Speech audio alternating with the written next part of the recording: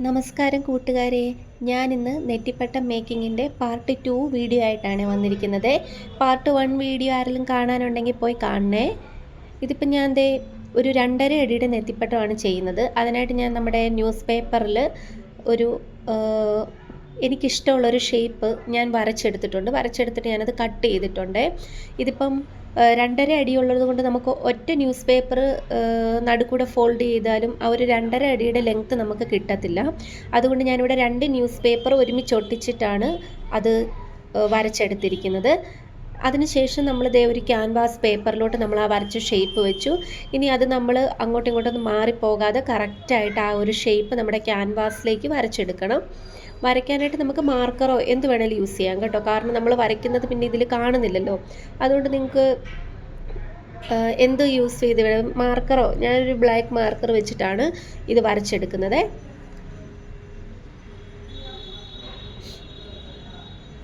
പിന്നെ നിങ്ങൾ വെക്കുമ്പോൾ അങ്ങോട്ടും ഇങ്ങോട്ടൊക്കെ നീങ്ങിപ്പോകാതെ എന്തെങ്കിലും തിക്കായിട്ടുള്ളൊരു സാധനമൊക്കെ വെച്ചാൽ നന്നായിരിക്കും. പിന്നെ നമ്മൾ ആ ഒരു കറക്റ്റ് ക്യാൻവാസിൻ്റെ ആ ഒരു നമ്മൾ വരച്ചെടുത്ത ഷേപ്പിൽ കൂടെ തന്നെ നമ്മൾ കട്ട് ചെയ്യാതെ അതിലൊരു 4 സെൻറ്റിമീറ്റർ പുറത്തേക്ക് നമ്മൾ അടയാളപ്പെടുത്തണം. ആ 4 സെൻറ്റിമീറ്റർ പുറത്തേക്ക് അടയാളപ്പെടുത്തിയിട്ട് വേണം നമ്മളിത് കട്ട് ചെയ്യാനായിട്ട്. കാരണം ഇതിലേക്ക് പിന്നീട് നമ്മുടെ നൂലൊക്കെ നമുക്ക് ഒട്ടിച്ചെടുക്കാനായിട്ടുള്ള സൈഡൊക്കെ വേണം. അതുകൊണ്ട് തന്നെ ഒരു 4 സെൻറ്റിമീറ്റർ അതിൻ്റെ സൈഡിലോട്ട് നമ്മൾ വീണ്ടും അടയാളപ്പെടുത്തുക. നമ്മൾ ആദ്യം വരച്ചതിൻ്റെ കൂട്ടത്തിൽ ഒരു 4 സെൻറ്റിമീറ്ററും കൂടി ഇപ്പുറത്തോട്ട് അടയാളപ്പെടുത്തിയിട്ട് നമ്മൾ അത് വേണം നമ്മൾ വെട്ടിയെടുക്കാൻ വേണ്ടിയിട്ട്. കറക്റ്റായിട്ട് തന്നെ വെട്ടണം കേട്ടോ. ഇപ്പോഴേ ഞാനത് കറക്റ്റായിട്ട് നമ്മൾ കട്ട് ചെയ്തെടുത്തിട്ടുണ്ട് ക്യാൻവാസ്. ഇപ്പോൾ ക്യാൻവാസ് നിങ്ങൾക്ക് അറിയാമല്ലോ, ക്യാൻവാസിന് നമുക്ക് ഗ്ലേസിങ് ആയിട്ടുള്ളൊരു സർഫസും റഫായിട്ടുള്ളൊരു സർഫസും ഉണ്ട്.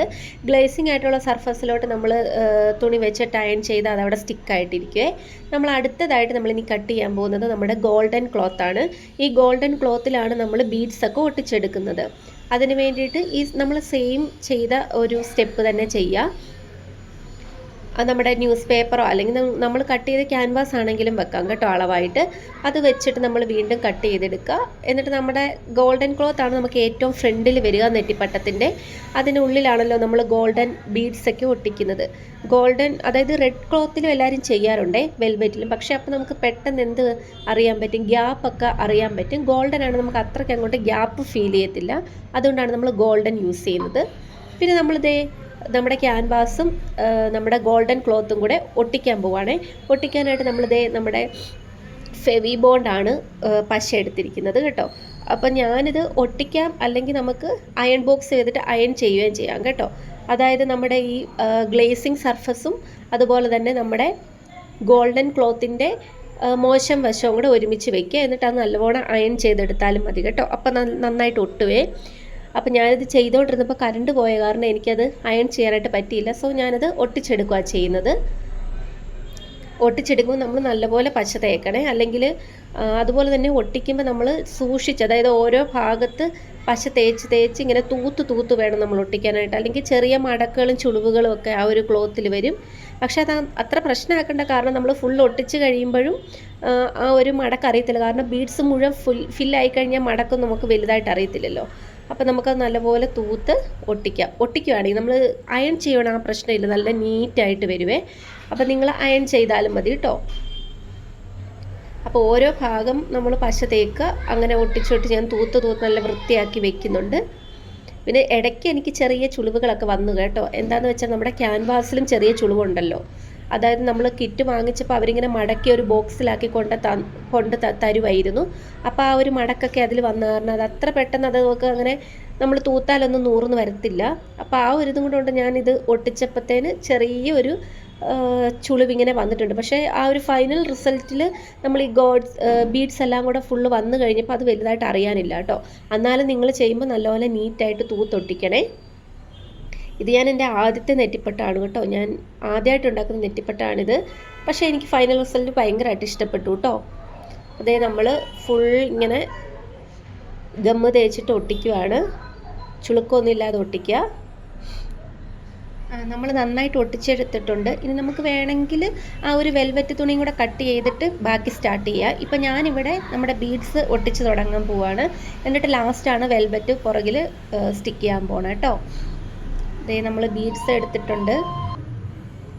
നമുക്കിനി നമ്മുടെ കയ്യിലുള്ള ബീഡ്സിൽ, അതായത് ഫില്ലിംഗ് ബീഡ്സും ഉണ്ട്, സൈഡ് ബീഡ്സ് ഉണ്ട്. ഈ സൈഡ് ബീഡ്സ് എന്ന് പറയുമ്പം അകം പൊള്ളയായിട്ടുള്ള ബീഡ്സ് ആയിരിക്കുമേ.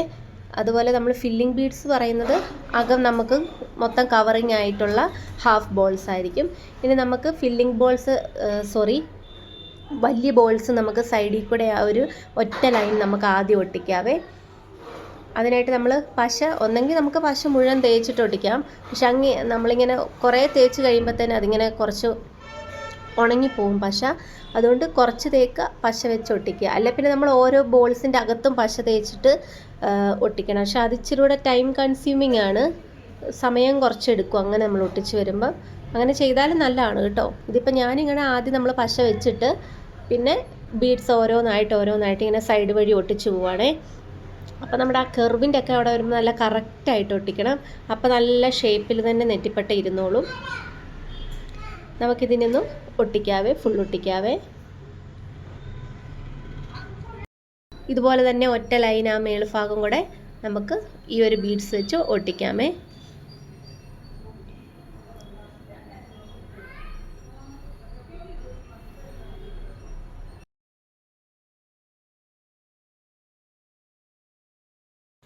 ഇപ്പം നമ്മൾ ആ ഒറ്റ ലൈന് ഫുൾ നമ്മൾ ഫില്ല് ചെയ്തെടുത്തിട്ടുണ്ട്. അപ്പം തന്നെ കാണാൻ എന്താ ഒരു ഭംഗിയല്ലേ. ഞാൻ പറഞ്ഞില്ലേ, ഞാൻ ഒട്ടിച്ചപ്പോൾ ചെറിയ ചുളിവുകളൊക്കെ വന്നിട്ടുണ്ട്. നിങ്ങൾ ചെയ്യുമ്പോൾ അത് നല്ല നീറ്റായിട്ട് ചെയ്യണേ. എനിക്ക് അയൺ ചെയ്യാൻ പറ്റിയില്ല, അതുകൊണ്ടാണ്. ഇനി നമ്മൾ ഒരു ലെയറും കൂടെ നമുക്ക് എന്ത് ചെയ്യാം, ഒരു ലെയറും കൂടെ നമുക്ക് ആ ഒരു ബീഡ്സ് ചെയ്യാം. അതുപോലെ തന്നെ ഞാൻ നമ്മുടെ ആ ഒരു ക്ലോത്തിൻ്റെ ബാക്കിൽ വെൽവെറ്റ് ക്ലോത്ത് ഒട്ടിച്ചിട്ടുണ്ട് കേട്ടോ. ഞാൻ മുമ്പേ പറഞ്ഞില്ലായിരുന്നോ? അപ്പോൾ ഞാൻ ആ വെൽവെറ്റ് ക്ലോത്തും കൂടെ പുറകിലായിട്ട് ഒട്ടിച്ചെടുത്തിട്ടുണ്ട്.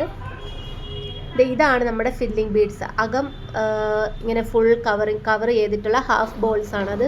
നമ്മളിനി മറ്റേ ചെയ്ത പോലെ തന്നെ അതിനോട് ചേർന്ന് നമ്മൾ ആ ഫില്ലിംഗ് ബോൾസ് വെച്ചിട്ട് ഒരൊറ്റ ലൈനും കൂടെ നമ്മൾ ഫില്ല് ചെയ്യുവാണ്.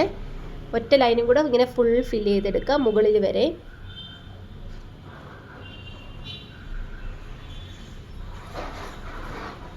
നമ്മൾ ഫില്ല് ചെയ്തെടുത്തിട്ടുണ്ട്.